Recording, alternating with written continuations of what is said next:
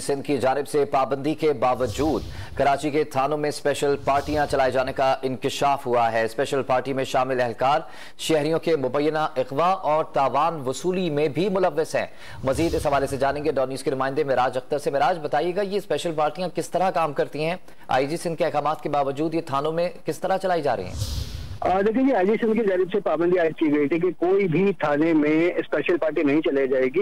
लेकिन एक चीज बिल्कुल ये सामने आई है कि लांडी और कोरंगी डिवीजन में एक स्पेशल पार्टी बनाई गई है जिसमें एक सब इंस्पेक्टर और उसके अलावा कोई 6 से 7 एहलकार शामिल हैं।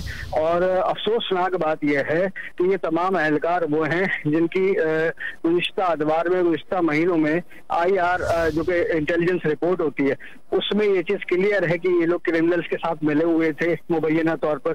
तो उसके बावजूद इनको तैनात किया गया और ये लोग अपने तौर पर कार्रवाई कर रहे हैं। और शॉर्ट टर्म किडनैपिंग के हवाले से भी इनके हवाले से जो है शिकायत मौसूल हुई है। तमाम आईजी सिंध के अहकामात को रद्दी की टोकरी की नजर कर दिया गया और स्पेशल पार्टियां काम कर रही हैं। और जो शहरी हैं उनका ये मुतालबा है इलाका मकीनों का कि इन लोगों के खिलाफ कार्रवाई की जाए। जी ठीक है मिराज अख्तर, आपने अपडेट किया, इस हवाले से आपका शुक्रिया।